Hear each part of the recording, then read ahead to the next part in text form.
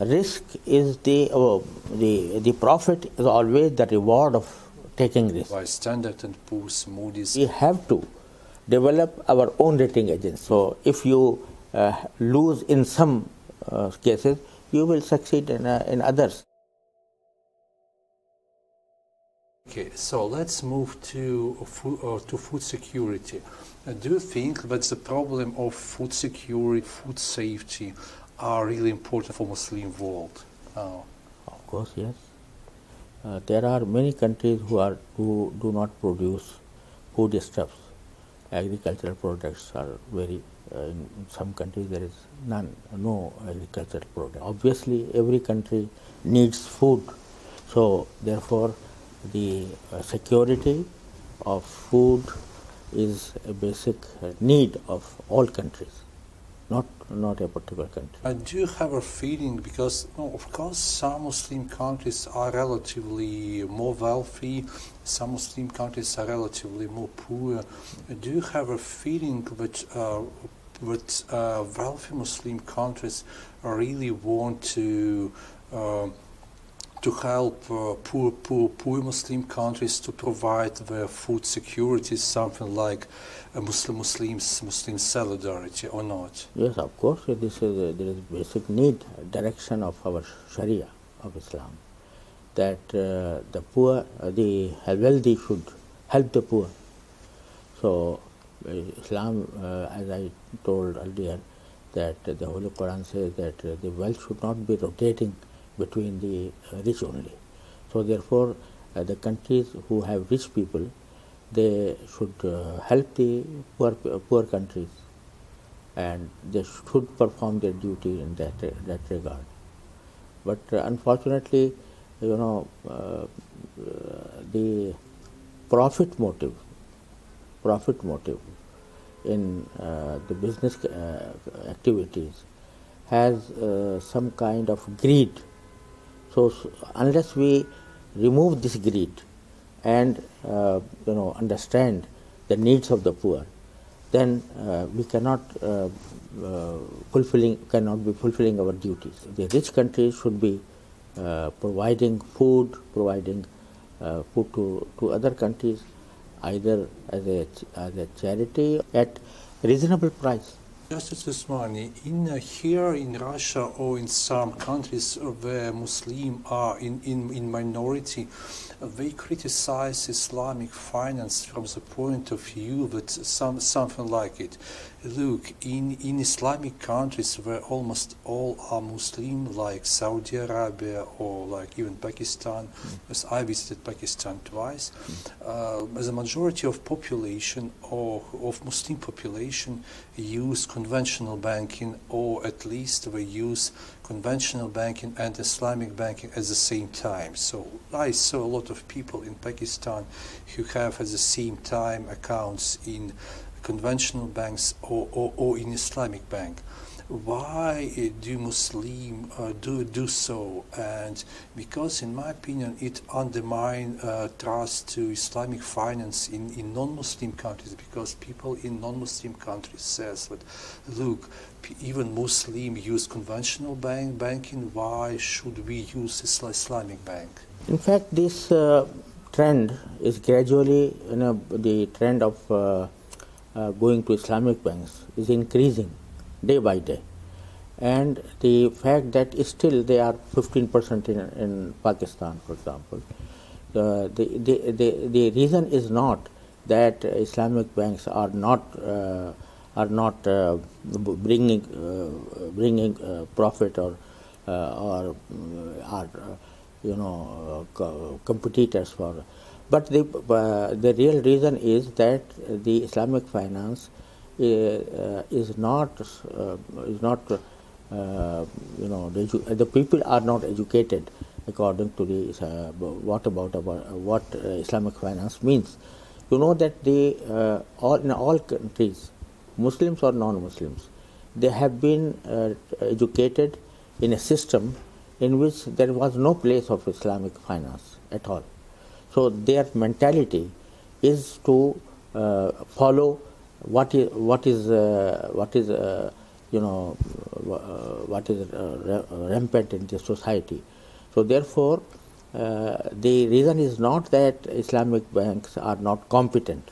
They are very competent, and this is reflected by the rate of growth of Islamic banks.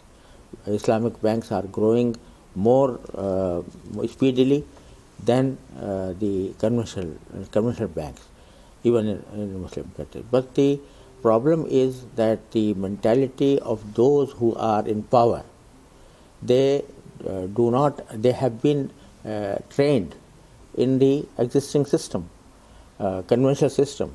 So therefore, they are very fearful whether we will succeed or not.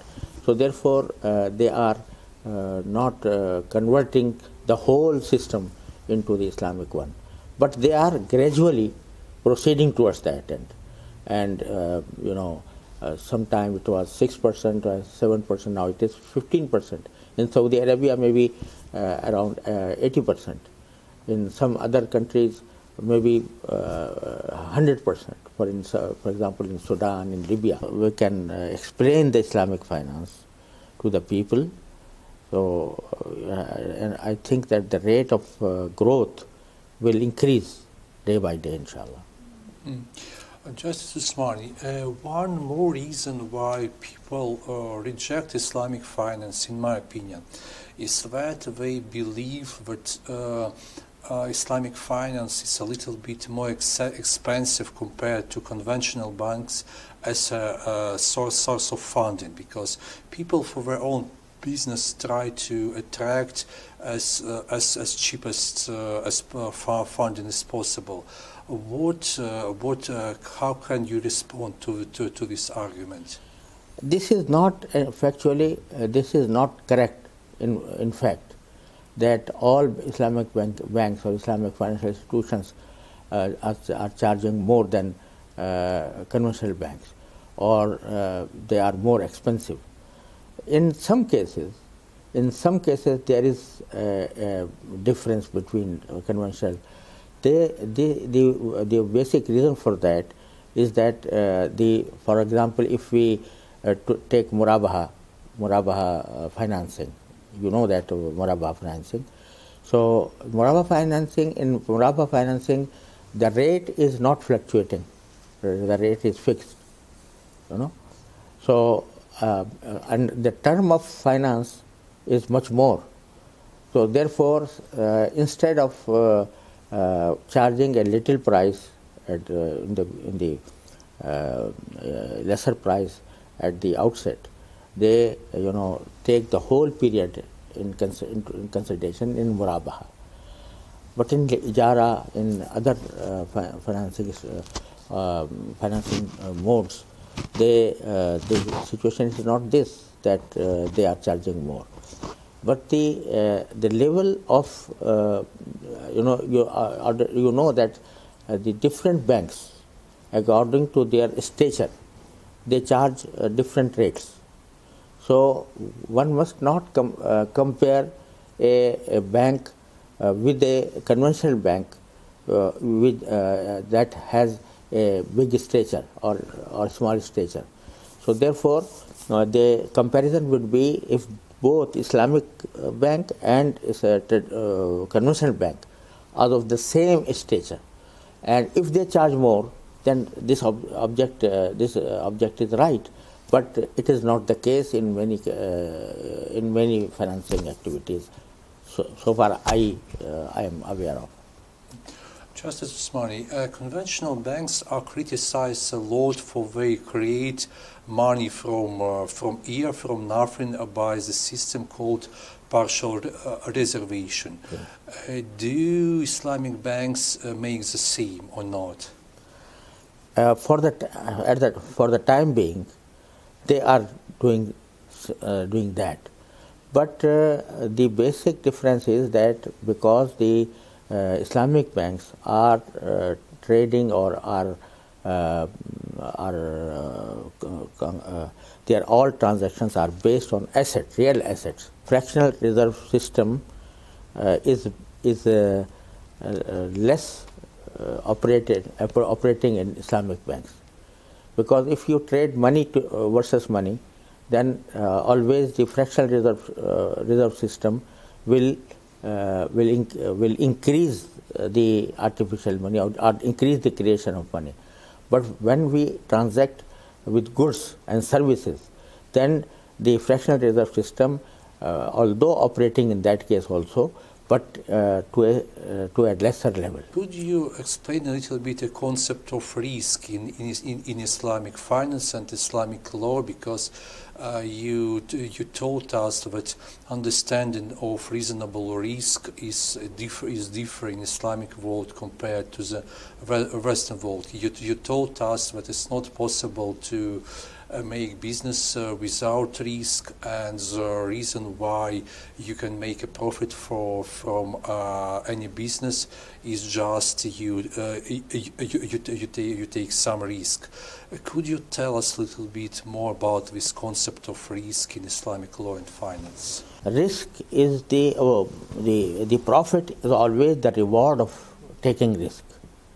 So some kind of risk must be there, without which you cannot earn profit, a halal profit, a permissible profit, a reasonable profit, unless you take some risk.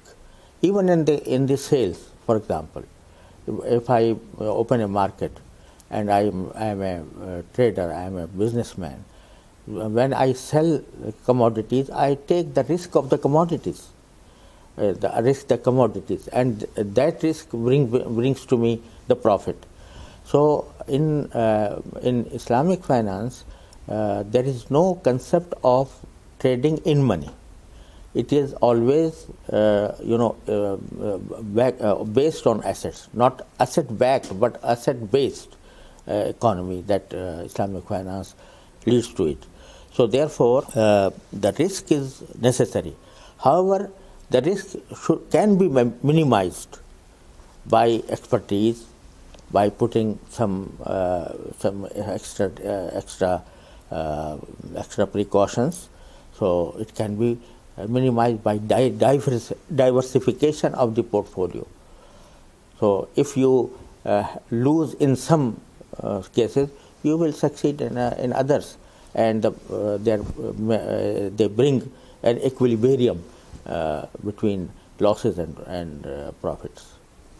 Just Usmani, I have one more question connected to risk, because in the Western world, risks are assessed by credit rating agencies, and you told us that even great companies, great investors in Muslim world trust to Western ratings, which are issued by Standard & Poor's, Moody's, and and Fitch. But at the same time, you told us that probably the concepts in which Western credit ratings are based is not correct. Could you explain why this concept is not correct, and how can it be moderated? In fact, I don't say that it is not correct. I say that it is not compliant with the Sharia principles. Okay, yeah. Because if rating is based on Sharia principles, then the risk would be there, But the rating agencies, they rate the companies, or they rate the financial institutions on the basis of avoiding risk totally. So this is the difference between Islamic finance rating and conventional finance rating.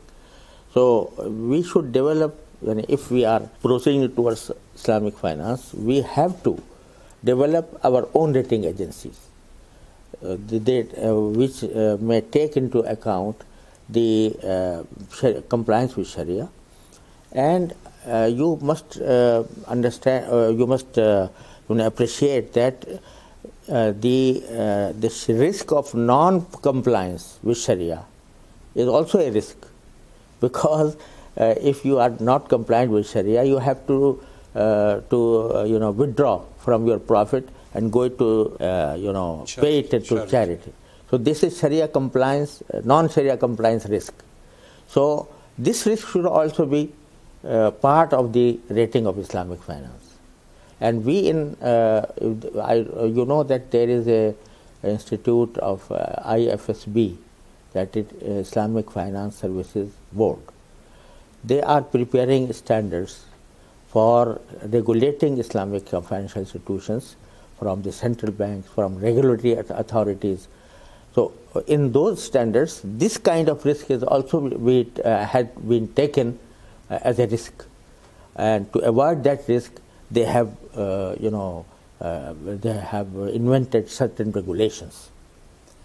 But do financial sector of Islamic countries try to create alternative system of credit rating agencies? And if yes, whether these attempts are successful or not successful? They are, in fact, they are not creating such rating. That one rating agency was established some in the past, but it could not have the help or assistance from the financial institutions. So therefore, it was not a success so far. Although it is existing, yet it is not working. It could not work because of the lack of interest by the financial institutions. Justice Usmani, if I would like to ask to give you some advice for our future Agrofimost project, because de facto it can be structured by two alternative ways or by combination of two alternative ways, because on the one side, one option is to create a partnership with Islamic partners like Musharaka, for example. And alternative is not create such partnership, but just issue bonds like for example, sukuk salam. For example, it's possible to issue bonds at the stock market of the one of Gulf countries. But which option is better, is more attractive in your opinion? Or we should combine both these two options? And in my opinion, the joint venture is the best option from Sharia point of view. And also, in joint entrepreneurship, the sukuk holders will be more benefiting than in debt-based sukuk. So my preference is always be to musharaka. But if it is not practicable for some reason, then there may be a combination of the two. Justice Usmani, when investors from non-Muslim countries try to attract investments from Muslim investors, what are the typical mistakes why companies cannot attract these such investments? What typical mistakes do they do at Islamic markets? Islamic markets, attract money. Yes, definitely. For investment. Yes, definitely. There are many factors, political factors, bilateral relations, etc. So if the people are confident that our investment will be successful, then they will be attracted. So, like I said, that with regard to Russia, there was a concept that they were reluctant to invest in Russia because they were not confident whether their investment will bring fruit or not. So, but alhamdulillah, now your policies, Russia's policies are now opening the windows, opening the channels. So I think inshallah it will be in future we may hope that the people are interested and investment in Russia, inshallah. You told us that you are a lot of criticized by some American scholars. Yes, of course. Why do we criticize you? This question should be asked from them. why are they criticizing me?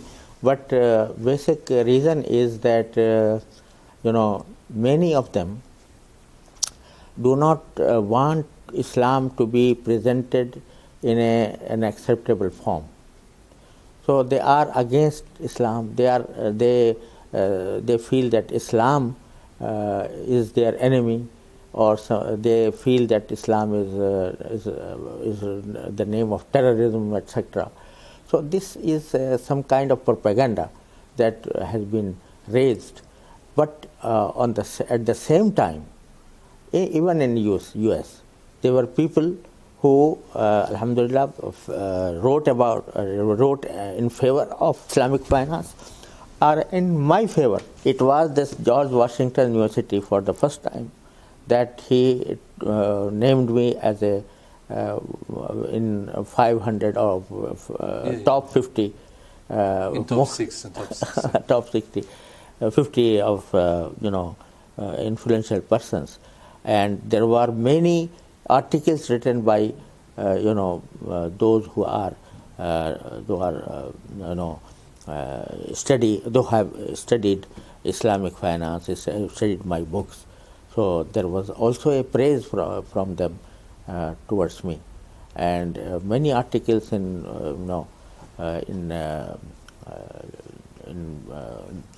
US papers were published in my favor.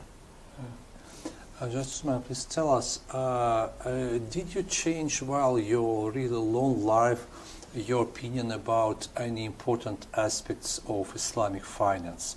If yes, could you give us an example of some issue you have different opinion from opinion you had in the past?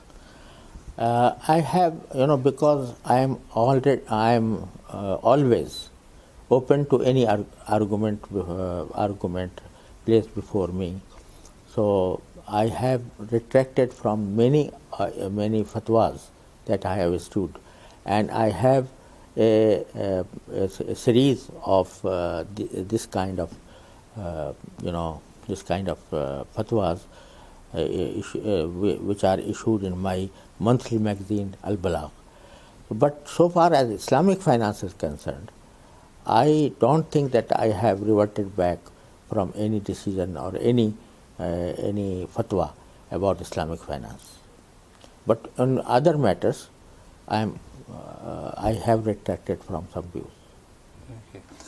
Next one, you have maybe two last questions.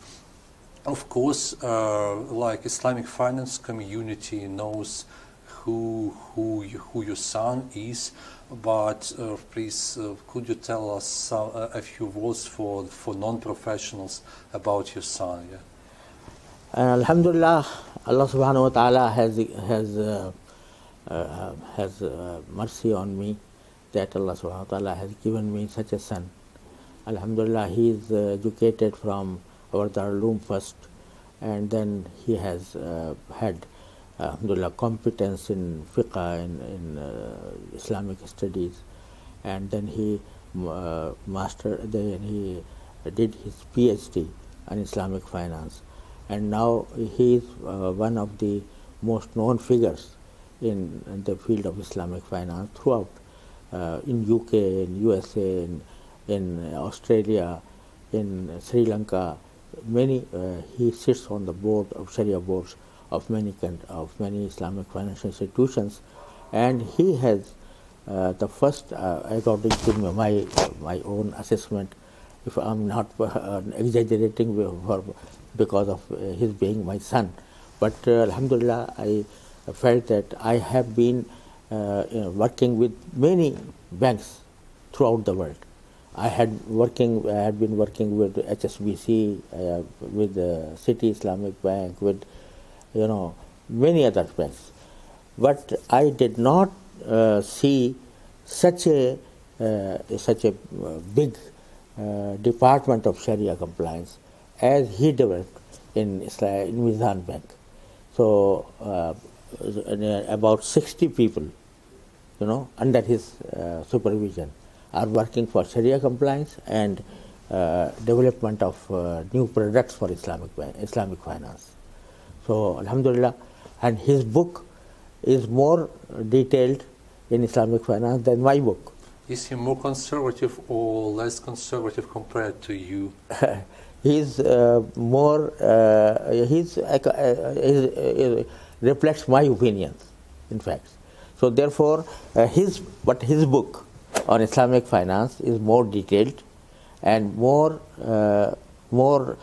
touching the practical issues of how to run an Islamic financial institution. And Justice Usmani, you spent 2 days in the High School of Economics University. You had a speech while the plenary, and you had your personal honorable lecture. What was your impression from the university? Did you like it or not? And is it similar to your university where you serve as a vice rector or not? So what is your opinion? My impression is very good. Alhamdulillah, I found the university very useful for all the humans, including Muslims, and I was very happy that it is an open-minded university. So it has no bias against anyone.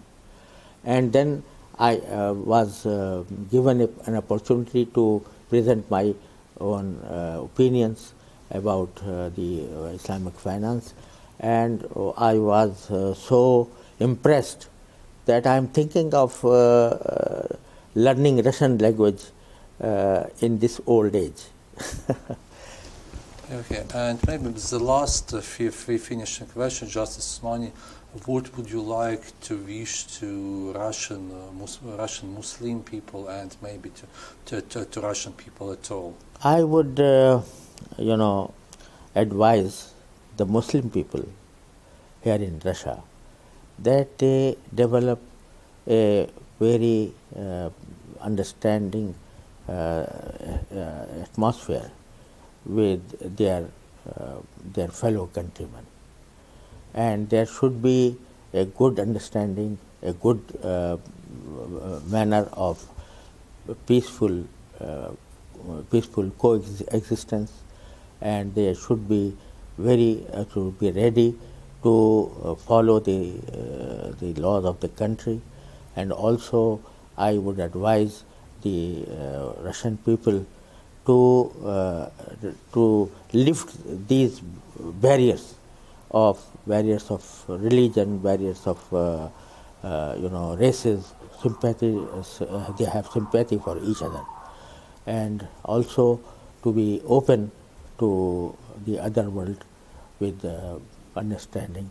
Inshallah, it will develop good relations between the countries, between the different parts of the country. Just want to thank you so much for the interview. I know that you're the second time in Russia, but I believe that you will come to us the third time, the fourth time, the fifth time, for both business as a member of our council and even for non-business issues as just an our friend. Thank you Inshallah, so much. Thank you very much. I would be very grateful for this kind of hospitality, and inshallah I hope if I live long, then I will have some opportunity to come to Russia again and again.